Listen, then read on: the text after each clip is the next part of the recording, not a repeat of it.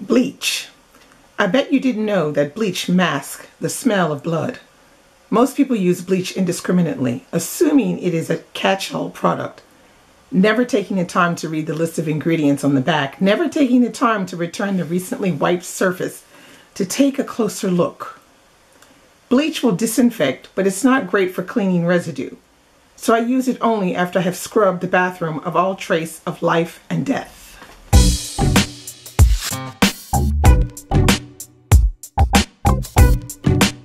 Hey guys, I'm back again and I have today a review of My Sister the Serial Killer by Oyinkan Braithwaite. Now, this book has been literally everywhere. I mean, literally everywhere for a while now. I think this book came out, I think it was last year it came out. I'm not exactly sure when. On my copyright, it says 2017, 2018, so I'm not really sure about the exact date, but when I became aware of it was last year. First of all, let's just have a look at this cover. Is this not a bomb cover? And I love everything about how the publicity around this book was done. I received this paper, which is, you know, like the promotional sheet, and I love the way it was done.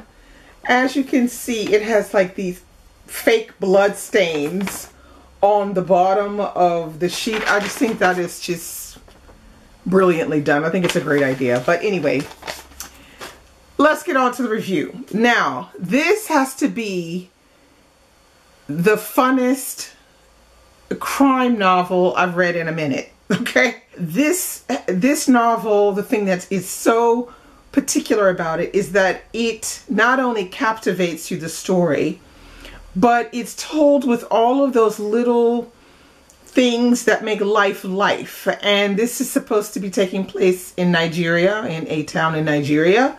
And what I like about it is that you get that feel from it. I didn't listen to the audio, but a lot of people that I talked to that did listen to it said the audio was fantastic. And I can only imagine, because there are points in here where the statements are said in African, and there's like the expression of the way people speak. And I can only imagine that in audio must have been fantastic.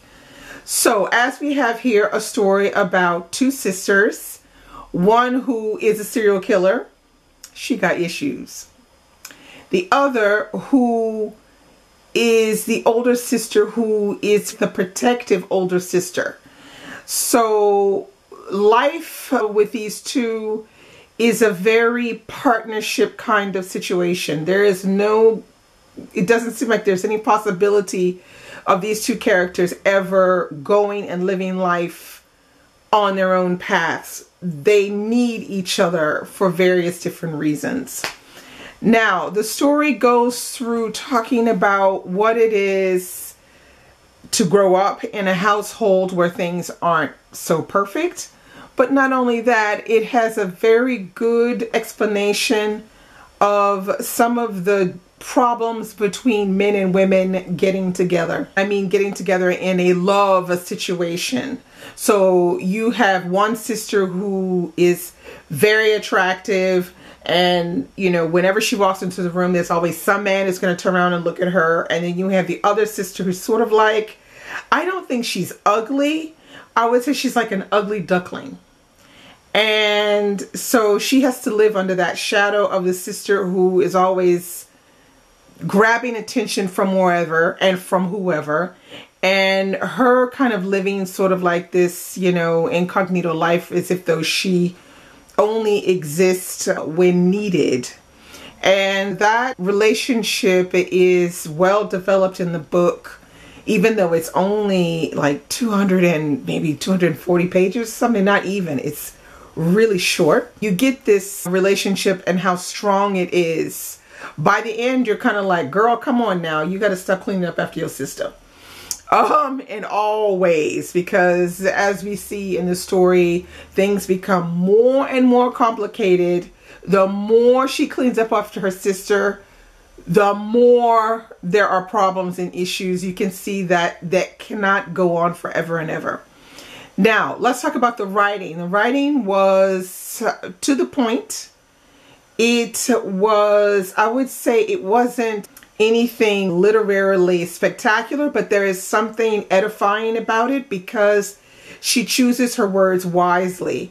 And, you know, I feel like in writing, I think you have to economize your words, and in the sense where if you can choose the right ones, you can really get to the meat and the heart of a good story a lot quicker than dragging it out over 650 pages and then having people then go, what was that shit all about? You know, this gets to the point, and I think that's really interesting. Now, not only that, but this is a debut novel, and I feel like for a debut novel, I mean, this is really cool. I mean, you know, like, who does that? You know, there aren't a lot of people that can do debut novels with so few pages and with a theme that is very different from what is expected, that, you know, you come out with a successful debut novel. One of the things I dislike the most about the book is the ending. I, you know, was expecting something a little bit more finite for this ending, but I think what I did get is more of a literary ending, if that makes any sense to anyone. So I guess it could be deemed as acceptable, but I was expecting it to end a little differently.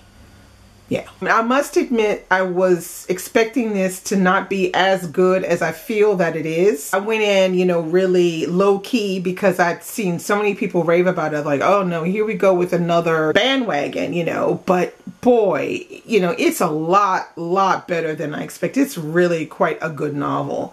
Yes, I would recommend it, especially for people who want to read something that's mystery or crime novel, but that's different. I would say, yeah, pick this one up. It is March Mystery Madness, and this is one of the reasons, other than the fact that it was sent to me for review, I also decided to read it because it is March Mystery Madness. So that's all I have for you today with this review. Let's chat about My Sister's Serial Killer. What did you think about it? Did you enjoy it? Well, let's talk about it. All right.